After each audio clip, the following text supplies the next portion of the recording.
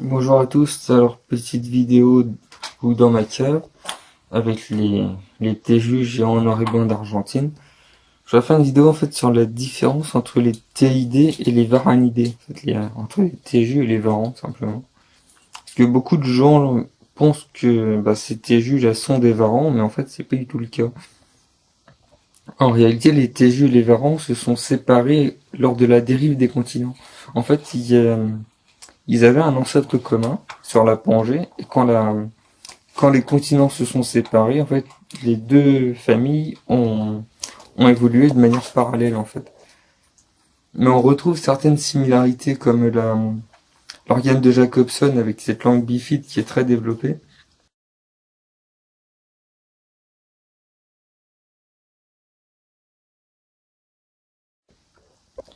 Mais après, ça s'arrête à peu près là, quoi.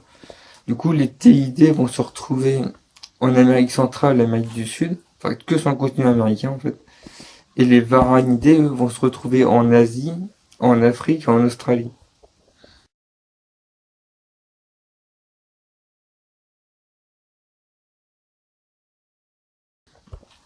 Et il y a une autre grande différence aussi sur la respiration. En fait, lorsqu'un lézard respire, il se, les côtes se soulèvent mais sur les côtés. Et lorsqu'il se déplace, en fait, il se déplace en ondulant et ça le gêne pour respirer. La plupart des lézards sont incapables de respirer et se déplacer en même temps. Enfin, c'est très compliqué pour eux.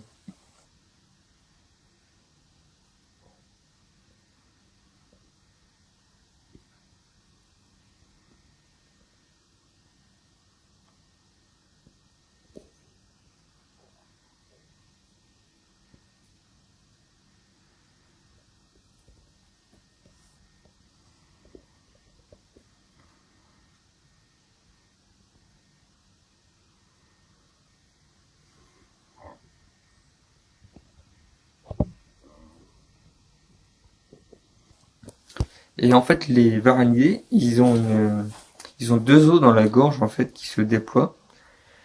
Et du coup, ça crée une réserve d'oxygène dans le cou. C'est ça qu'on a cette tête qui est toujours très démarquée du corps. Parce que si vous regardez vraiment la plupart des varans, c'est assez flagrant.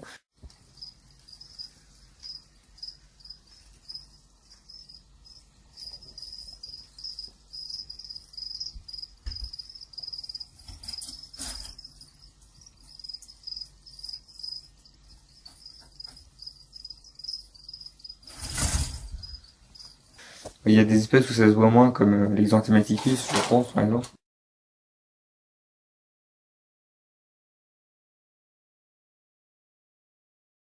Mais on trouve quand même ils vont foutre partout. On trouve quand même ces os, en fait. Et cette particularité anatomique qu'on trouve pas chez les TID. Je sais plus où j'en étais, du coup. Et la respiration. Il y a aussi une différence sur l'alimentation. La plupart des varans sont insectivores ou carnivores en fait. Non, on mange que du carné, sauf trois espèces qui elles mangent du carné et ont une tendance frugivore, mais bon, il y a vraiment que trois espèces que.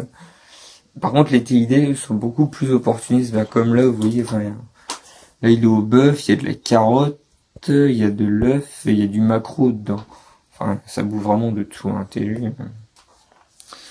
C'est vraiment une alimentation diverse, à part, enfin, il y a aussi des exceptions, je pense au Dracaena, qui lui mange que des escargots, et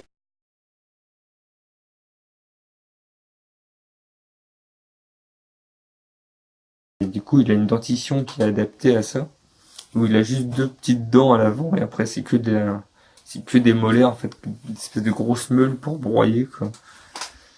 Par contre, les TJU noir et blanc qu'on a ici, du coup, eux, ils ont une dentition qui est vraiment adaptée à une alimentation variée, en fait. Il y a des incisives, des canines, des molaires, un peu comme chez nous, quoi.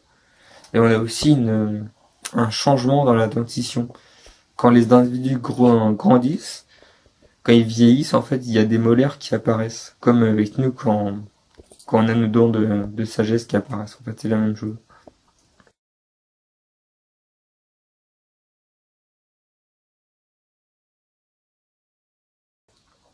Les varans, eux, ils ont un seul type de dents. C'est toujours il n'y a pas de molaires, il n'y a pas de dents spécifiques, c'est que des petites pointes. Il n'y a pas une spécialisation de la dent, quoi.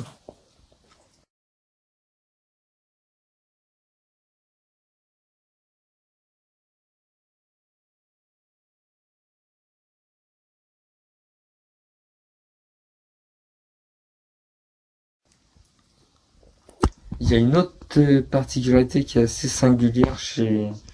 Je sais pas si c'est valable chez tous les TU. Ça, faudra que je regarde. En tout cas, chez cette espèce-là en particulier, elle est capable de produire de la chaleur. Il y a des reptiles qui le font comme... je pense aux pitons notamment, parce que les femelles pitons couvent leurs œufs, et en fait, en couvant leurs œufs, elles ont des spasmes musculaires qui produisent un peu de chaleur, mais bon, c'est pas... Voilà, ça va pas faire des dizaines de degrés d'écart, quoi.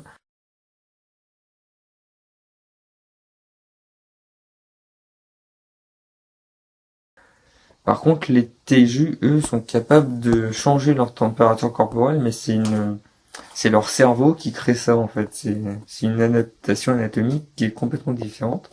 C'est pas non plus comme chez les oiseaux ou les mammifères, mais ça s'en rapproche, quoi. C'est à mi-chemin, quoi.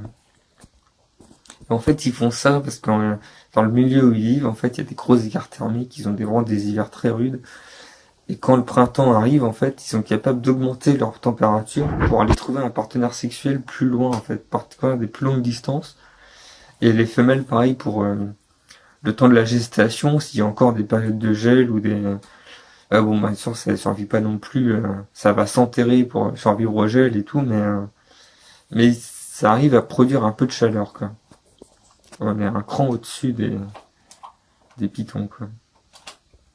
Donc voilà les grandes différences. Les varans, eux, sont incapables de faire ça, par exemple. Enfin, c'est complètement différent. Mais c'est vrai que quand on connaît pas les lézards, ça ressemble morphologiquement, ça s'apparente quand même à un varan, quoi. Et voilà, c'est tout ce que... Ah oui, il y a ça aussi, il n'y a pas de répartition géographique, il n'y a pas d'exception. Il n'y a pas des téjus qu'on va retrouver de l'autre côté, vers l'ancien monde, et il n'y a pas des varans qu'on va retrouver non plus de l'autre côté. C'est vraiment bien séparé. C'est pas comme, je pense aux boas notamment. Parce que les boas, bon, déjà ça pond pas d'œufs, ça c'est, il n'y a pas d'exception. Tous les boas ne pondent pas d'œufs. Par contre, quand on dit que les boas sont américains, enfin sur le continent américain, Amérique centrale, Amérique du Sud, en fait là il y a des exceptions. Il y a le boa arboricole de Madagascar, il y a le boa terrestre de Madagascar. Déjà, du côté malgache, il y a déjà deux espèces. Et après aussi au Maghreb, il y a un genre entier, il s'agit des Eryx, les boas des sables, qui vivent sur, du coup, au Maghreb et sur une partie du pourtour méditerranéen, tout ce qui est sud de la Grèce. Il y a un peu Yémen aussi, enfin tout le croissant en fait, la partie est de la Méditerranée, quoi. Enfin tout ce côté-là, quoi.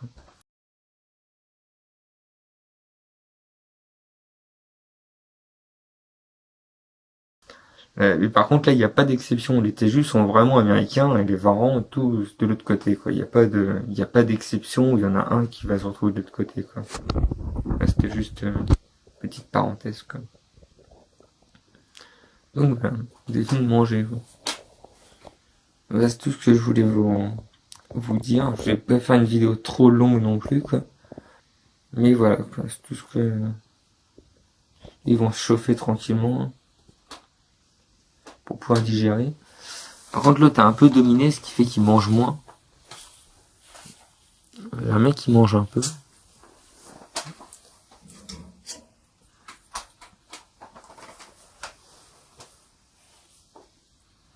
Tu veux pas un peu de bœuf?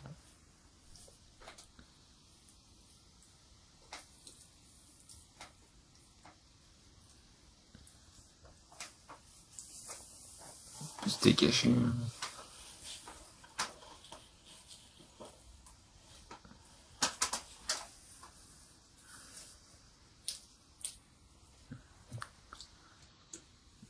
La coquille d'œuf, je sais pas si tu veux la bouffer ou...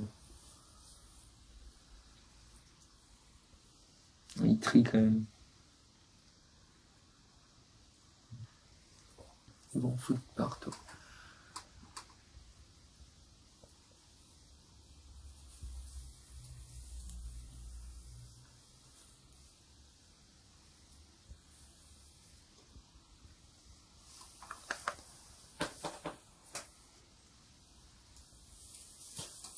choix logique qui vient.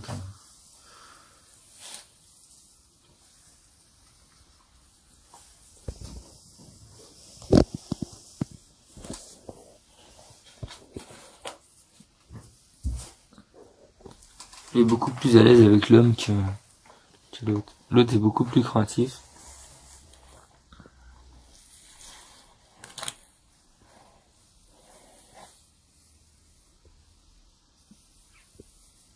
J'aime pas qu'on le touche. Alors l'autre côté, si le petit mange aussi. Oh, j'ai un peu fermé. Petite crevette. Pas peur.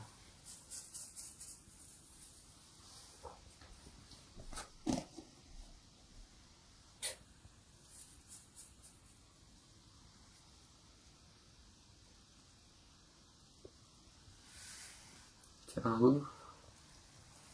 J'ai pas ma pince. Je te laisse là.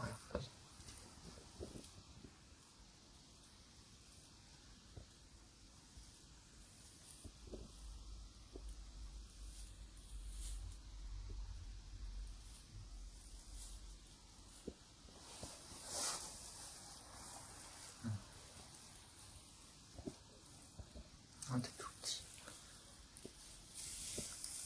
C'est mes doigts que tu vois.